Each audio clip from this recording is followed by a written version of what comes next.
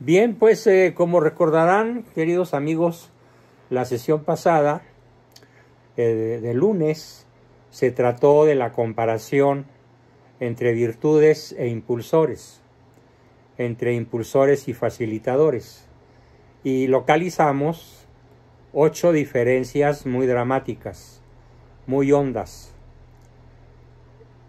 Nos sirve mucho conocer las diferencias, más que nada para estimular la posibilidad de tomar la decisión correcta que nos lleve a librarnos de los impulsores. Sin embargo, eso fue la invitación a hacerlo. La comparación entre unos y otros estimula mucho, incluso estimula el cerebro, estimula la afectividad, para que tengamos el deseo de abandonar el impulsor. Cosa que noté en varios de ustedes, incluso con las preguntas que hicieron después de mi exposición. Y ahora lo que vamos a ver no es la diferencia entre facilitadores e impulsores, sino el cómo manejarlos.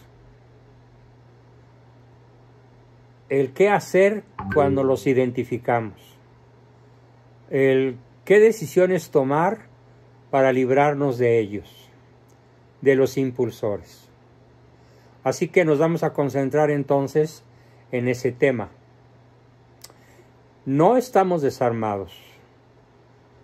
Los psicólogos de la escuela realista, que somos 3 o 4 en todo el continente, porque los argentinos que dieron origen a esta corriente ya se murieron y no fueron reemplazados por jóvenes, y también se murieron los austriacos que formaron el Círculo Vienés de Psicología Profunda, católico, encabezado por a quien yo considero mi maestro a distancia, porque tuve la dicha de tener sus libros formidables, profundos, maravillosos, desde que yo era estudiante de la licenciatura apenas, o sea, hace más de 60 años. Y ya se murió también, y la escuela vienesa pues quedó sin representantes que tuvieran o que tengan la profunda valía y valentía que tuvo Igor Caruso para oponerse a los dogmas del psicoanálisis. Porque según el psicoanálisis, genio y figura hasta la sepultura. Según el psicoanálisis, infancia es vida posterior. Infancia, dicen ellos, infancia es destino. Y el primero que se opuso a esto, allá por la década de los 40 del siglo pasado, fue Igor Caruso. Después se opuso en Argentina Roberto Kertész, y ya para la década de los 70 me opuse yo, instigado, dirigido, inspirado por estos dos formidables autores católicos de la psicología profunda, y que se opusieron a los dogmas freudianos de infancia es destino. No importa qué tan traumatizados, no importa qué tan influidos malamente hayamos estado en nuestra niñez, con una madre perseguidora, un padre autócrata, dedicados todos los días a decirnos las 5 maldiciones. Apúrate, no chilles, sé perfecto, trata más, obedéceme, compláceme. Y veo que muchas caritas sonríen porque a lo mejor se sienten aludidas. Bueno, pues ya llegó el momento de desobedecer esos mandatos de la liebre, que en realidad es un diablito. Un diablito de color blanco que parece inofensivo, pero que es terriblemente destructivo. El diablito del impulsor. Bien, vamos a ir recorriendo uno por uno y viendo más que profundamente, que con mucha profundidad, pero más que con mucha extensión, con mucha carnita que morder, con mucha proteína dura, fuerte, para que nos quede bien claro qué podemos hacer con nosotros mismos, hacia nosotros mismos. Cuando hemos tragado el impulsor el impulsor, por ejemplo, apúrate, y resulta que nos andamos persiguiendo a nosotros mismos. O peor, cuando andamos persiguiendo a los demás. Así que cuando explique yo el facilitador, cuando explique yo la solución para cada impulsor, lo vamos a pensar de manera doble, como una autopista de voy y vengo, como una solución que se puede aplicar en ambas direcciones, hacia mí mismo y hacia mi prójimo. Bien, comencemos por el apúrate. ¿Cómo enfrentar este mortal impulsor que nos puede hacer caer en la precipitación, en que rompamos cosas sin querer y a cada rato? Como nos decía por ahí una amiga al empezar la sesión, siempre ando rompiendo todo. Bueno, pues a lo mejor andas muy apurada, que nos lleva a tomar decisiones precipitadas,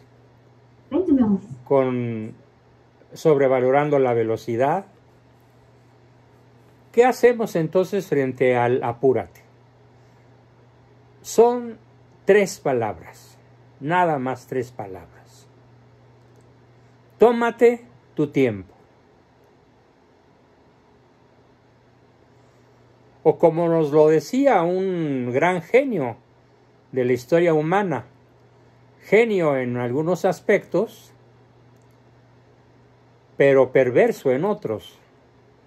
Me estoy refiriendo al emperador francés de nombre Napoleón Bonaparte, que se volvió famoso por muchas cosas, pero que fue muy famoso en el ámbito académico porque fue el inventor de una frase que se le ocurrió cuando estaba siendo vestido con el traje del emperador, que por cierto les llevaba como 4 horas ponérselo a sus asistentes. Y los asistentes estaban muy apurados, con mucha prisa, porque la ceremonia X se les venía encima y además tenían que transportarse de Versalles a Notre Dame, que quedaba a una buena cantidad de kilómetros. Y Napoleón les dijo: tómense su tiempo, tranquilos, tranquilos, vístanme despacio, que tengo prisa. Esa fue la frase napoleónica que pasa a la historia desde 1806 hasta la fecha como uno de los más sabios consejos que todos podemos tomar cuando sentimos prisa. Y lo podemos aplicar a multitud de cosas. Mete al horno el pan despacito, que tienes prisa. Maneja despacio, que tienes prisa. Vístete despacio, que tienes prisa. Porque si no lo haces así, se te quema el pan, chocas o te pones un calcetín de un color distinto al del otro, por no tomarte tu tiempo. Todas las cosas tienen un tiempo natural. Todo lo que hacemos tiene su propio ritmo, sujeto por las leyes de la naturaleza. La única fuerza, o mejor dicho, la única fuerza que existe en la naturaleza que la humanidad no puede controlar se llama tiempo. Podemos controlar la fuerza gravitatoria. Por ejemplo, podemos hacer que los aviones vuelen y que no se caigan. a pesar de la fuerza que los atrae al suelo. Podemos aprovechar el flujo de los océanos y convertirlos en represas generadoras de electricidad. Podemos controlar la fuerza del viento y convertirlo en molinos de viento. Podemos controlar la electricidad, ¿qué va? Podemos controlar la fuerza atómica y utilizarla en átomos para la paz o en átomos para la guerra, pero lo podemos controlar tanto en un sentido como en otro. Pero ¿cómo controlas el tiempo? El tiempo transcurre inexorablemente a su propia velocidad. Algunos autores de ciencia ficción diseñaron, como Isaac Asimov, por ejemplo, se le ocurrió pensar que si lográbamos hacer que la Tierra viajara a unos 8,000 kilómetros por hora menos de lo que va viajando por el espacio alrededor del Sol, cuya velocidad terrestre es de 108,000 kilómetros por hora.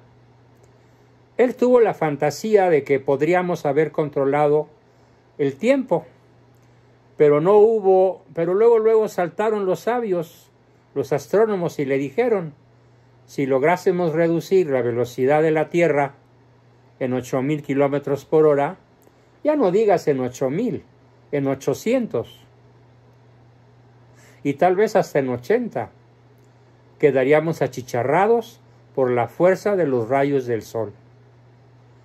Así que bendito sea Dios que nunca vamos a poder hacer nada por detener o por ralentizar la velocidad de la Tierra, como tampoco acelerarla, porque entonces, dijeron los sabios, nos congelaríamos. Al quedar los rayos del sol a mayor distancia y a menor intensidad de lo que actualmente nos llegan. Así que olvídense, no podemos controlar el tiempo, solo lo podemos medir, pero no controlar. Es decir, no podemos hacer que las cosas sucedan más deprisa, ni podemos hacer que las cosas sucedan más despacio. ¿Qué tenemos que hacer? Vestirnos despacio porque tenemos prisa. Meter el pan que queremos cocer en el horno con mucho cuidado, sobre todo si el horno ya tiene calor, para no quemarnos los dedos o las manos. Todo tiene su tiempo, pues. Así que a partir de hoy, aquellos que tienen el impulsor apúrate, tómense su tiempo y vístanse despacio, que tienen prisa. Hay otros dichos populares: no por mucho madrugar amanece más temprano. No va a amanecer más temprano, pero sí nos podemos levantar más temprano. Y entonces ahí se aplica aquello de al que madruga Dios le ayuda. Y multitud de dichos más de la sabiduría popular. Pero ¿cuál es el más importante de todos? Tómate tu tiempo y vístete despacio porque vas deprisa. Maneja despacio porque vas deprisa. Porque manejar despacio o manejar al flujo adecuado de la autopista o de la carretera o de la brecha requiere prudencia para lograr el objetivo deseado. Y la prudencia difícilmente está ligada a la velocidad, a menos que se trate de ganar una carrera, como en el caso de el Checo Pérez y Verstappen, ¿no? Esos corredores de Fórmula 1. Bien, ese fue el impulsor número 1. ¿Cuál es el impulsor número 2 que vamos a analizar en su facilitador? O sea, contestándonos la pregunta de ¿y ahora qué hacemos? El segundo que vamos a analizar es el sé fuerte, en donde está prohibida la manifestación de cualquiera de las emociones naturales del ser humano. Repasémosla rápidamente. ¿Cuáles son? El miedo, la ira o cólera, la tristeza, la alegría y la ternura.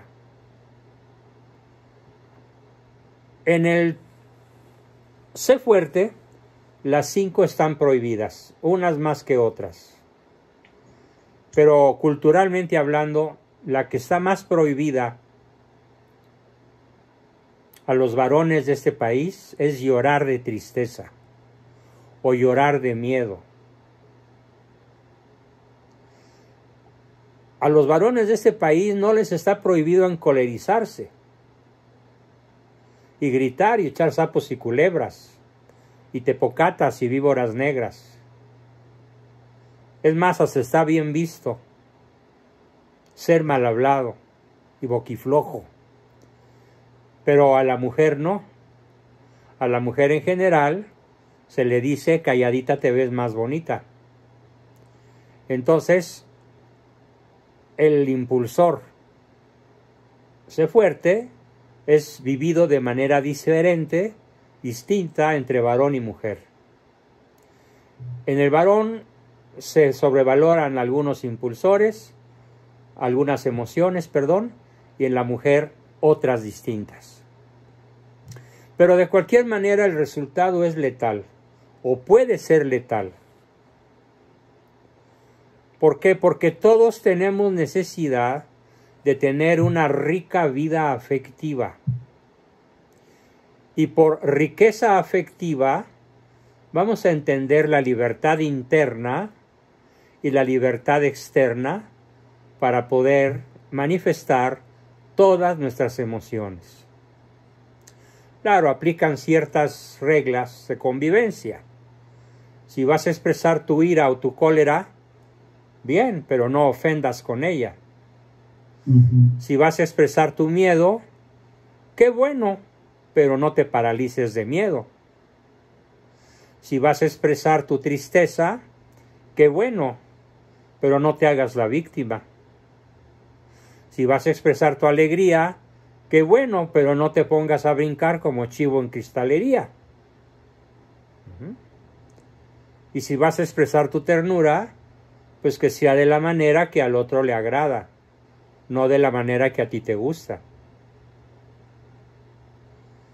Esas son restricciones adultas, templadas, para el manejo de las emociones, para la expresión de las emociones. Pero lo que quiero dejar bien claro es,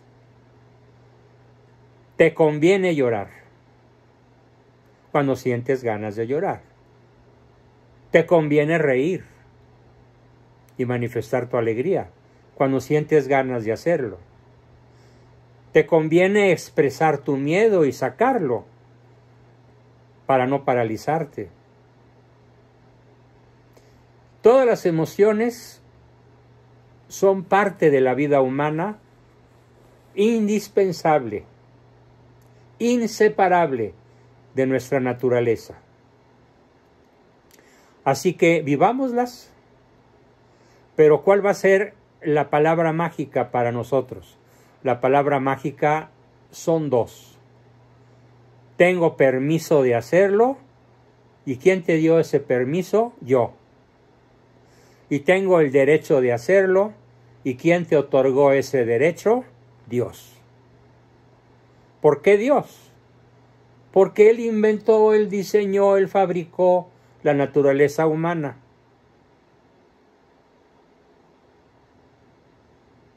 ¿Qué le corregimos a la naturaleza si es invento divino? Entonces, tenemos derecho y tenemos permiso. ¿De qué? De expresar todas nuestras emociones. Así que a eso se reduce el segundo ¿y ahora qué hacemos? Tenemos de permiso y tenemos derecho a expresar todas nuestras emociones. Y si alguien se nos atraviesa y nos dice no llores, pues no le hagas caso. Llora hasta que se te quitan las ganas de llorar. O sea, no obedezcas las restricciones, porque nadie tiene derecho a restringirte. Nadie tiene derecho a impedirte la libre manifestación de tus sentimientos y emociones. Bien, este fue el ¿qué hacemos? Número 2. Nos pasamos al número 3, con el trata más.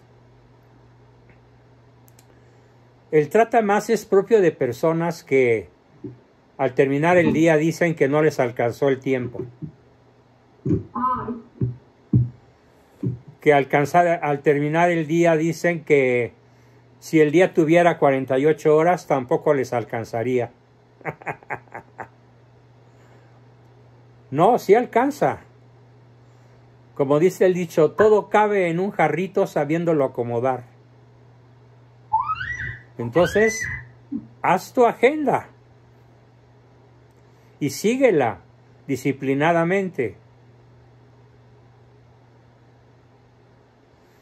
para que puedas hacer las cosas que buenamente puedas hacer en una jornada diurna.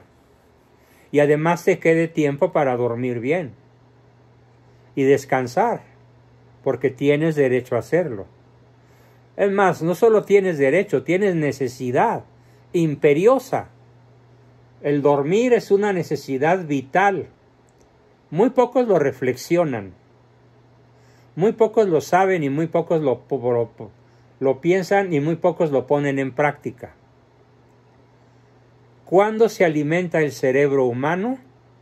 Cuando duerme. ¿Cuándo se alimenta el cuerpo? Los músculos, el corazón, las arterias y hasta las últimas células de las uñas, pues cuando comemos comida. Pero cuando comemos comida y tenemos actividad diurna, estamos en vigilia, el cerebro se está desgastando. Se está consumiendo literalmente. Está perdiendo peso. Está perdiendo oxígeno.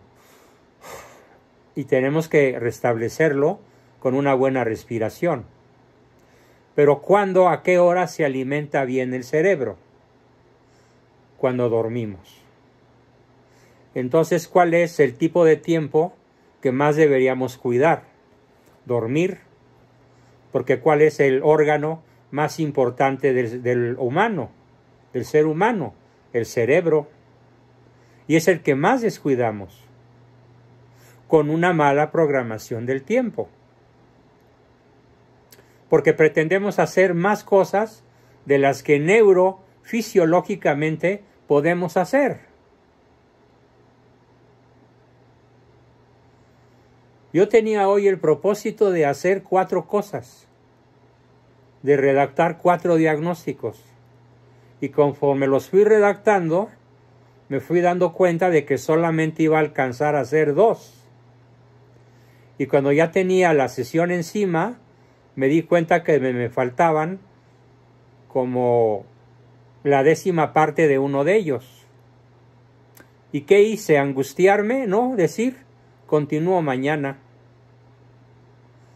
No después de la sesión, porque entonces le quito horas al sueño. No va a pasar nada con que no hagas tantas cosas como las que te sientes obligadas a hacer. Entonces, ¿cuál es la frase mágica que vamos a aplicar aquí? La frase mágica que vamos a aplicar aquí es suficiente. Aunque muevas tu cabecita diciendo no, Victoria, es suficiente. Es bastante. Pero si tú crees que no, pues serás esclava del impulsor. durante todo el resto de tu vida que sigas creyendo que lo que haces no es suficiente. Cada jornada tiene sus exigencias. Cada jornada tiene sus capacidades. Cada día tiene su quehacer. Por eso el dicho más sabio que les voy a decir es: un día a la vez.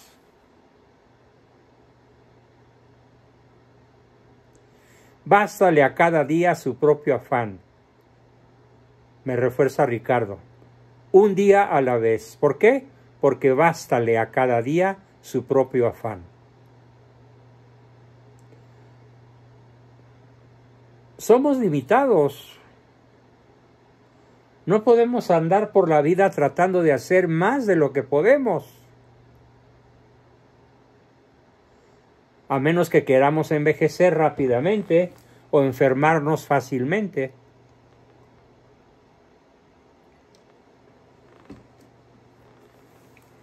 O sufrir un divorcio, como el que acaba de sufrir una paciente mía, porque no quiso hacer caso de que a las 9 de la noche ya no era hora de planchar y de lavar y de barrer, porque su esposo le decía desde las 8:30: ya súbete, mi amor, vamos a ver una peli,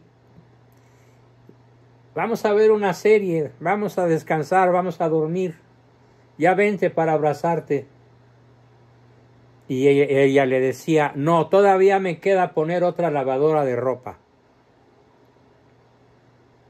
No, todavía me queda poner otra lavadora, luego secarla en la secadora y luego plancharla porque queda toda arrugada sacándola de la secadora. Hasta que el marido se hartó y un día le presentó el acta de divorcio. ¿Por qué? Porque nunca estás para mí. Porque nunca me das tiempo. Porque nunca estás conmigo.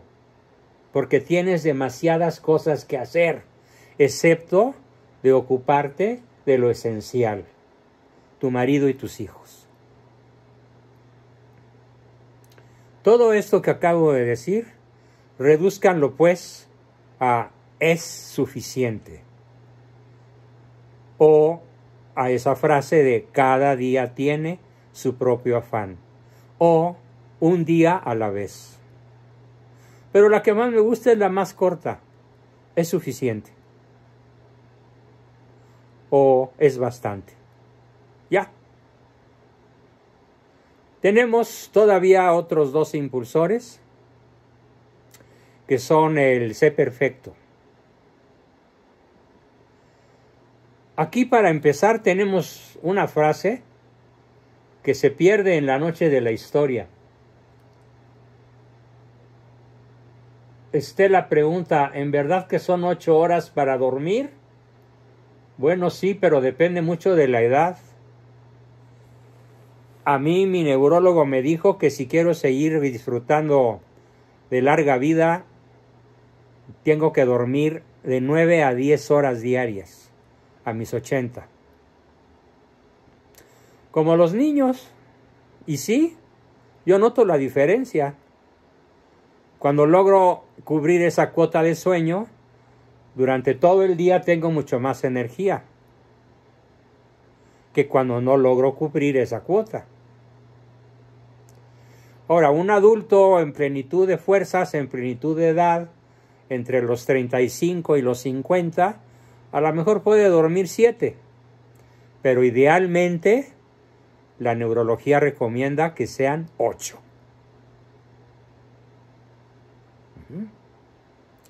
Bien, el sé perfecto. Solamente voy a hacer énfasis en una que no sé quién inventó, pero que yo la he repetido muchísimas ocasiones a muchas personas que tienen desgraciadamente este impulsor. Y es una frase que dice así, bueno, no es una frase, es un enunciado, es una oración gramatical que dice así: En el ser humano, lo perfecto es enemigo de lo simplemente bueno.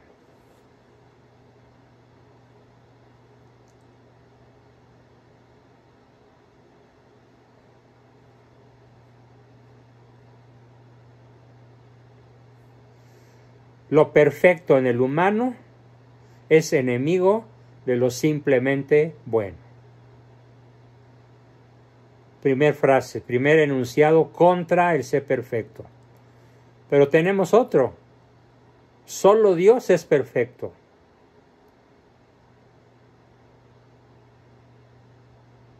Tanto en su naturaleza, Cristo es perfecto, tanto en su naturaleza humana como en su naturaleza divina.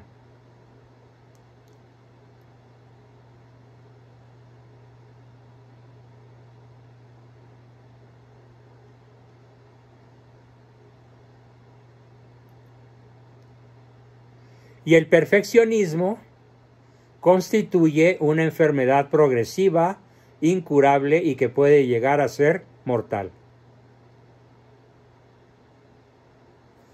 De hecho, el índice de enfermedades emocionales, de enfermedades mentales, nos coloca al perfeccionista, al que sufre el TOC, el famoso TOC, trastorno obsesivo compulsivo, entre las enfermedades mentales de peor pronóstico, con una cifra que no sube más allá del 10% entre los pacientes de muchos países avanzados que han hecho la estadística de cuántos TOC se curan, cuántos TOC dejan de serlo.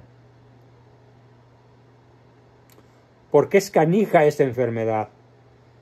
Es como aquel monstruo del espacio que representó en una extraordinaria serie cinematográfica una famosa actriz, Sigourney Weaver, que se llamaba Alien,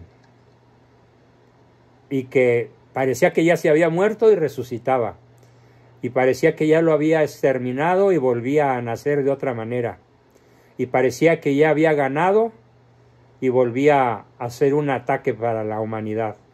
Así es el TOC. No quiero desalentar a los TOC que anden por ahí escuchándome, pero sí es una cosa muy importante pensar de este modo. Si yo aprendo a amarme a mí mismo como un ser imperfecto, me puedo curar. Ama tus defectos, acepta tus defectos, hazte consciente de tus defectos y acéptalos de todo corazón.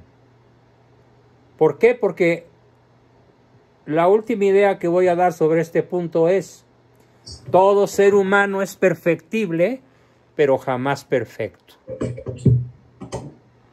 Repito, todo ser humano es perfectible, pero jamás perfecto.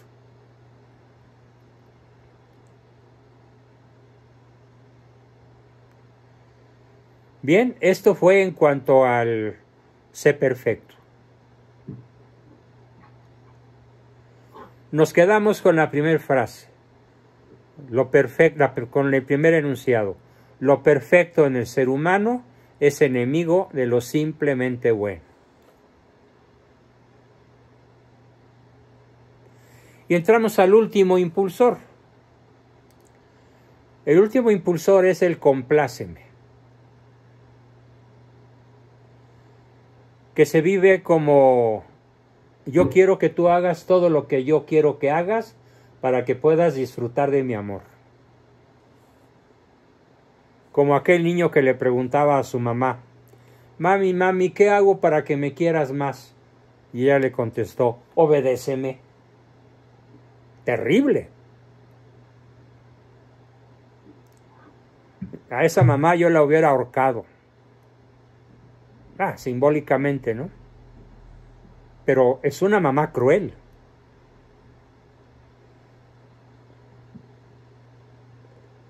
Nadie puede amar pretender amar a otro de modo condicional, porque entonces lo que siente es querencia, dominio, complacencia, tiranía, seducción, pero no amor. El amor para ser, para existir, no necesita condiciones, de ninguna especie. De tal forma que la primera frase, que el primer enunciado que vamos a manejar aquí es así: ámame porque existo, no por mi forma de ser.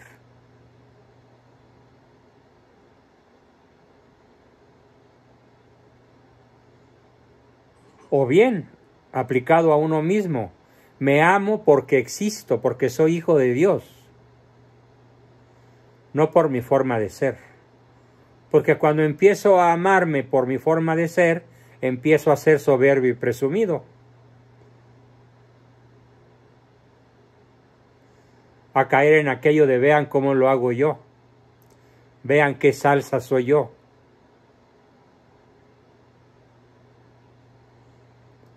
Y dicho suavemente, para no usar una palabrota, vean qué fregón soy yo. No. En el compláceme, pues, hay que romper con el afán de que aquel a quien amo me obedezca. Ámalo por ser, no por su forma de ser. Libéralo de la esclavitud, de tener que comportarse de cierta forma para poder sentir tu amor.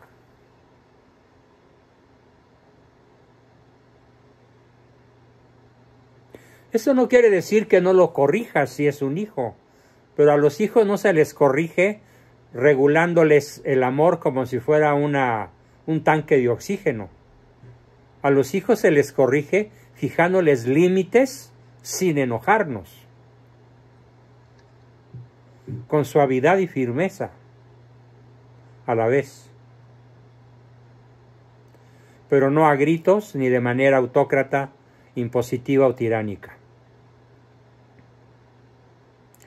Bien, este fue el último impulsor y con esto terminamos la revisión de ¿y ahora qué hacemos ante cada uno de los impulsores?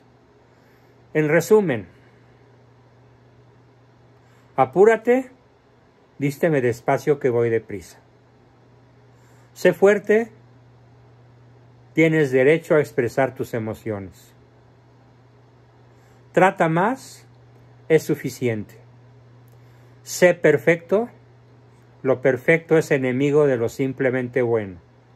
Y compláceme, te amo porque existes. Te amo porque eres, no por tu forma de ser. Bien, con eso terminamos nuestra exposición de hoy.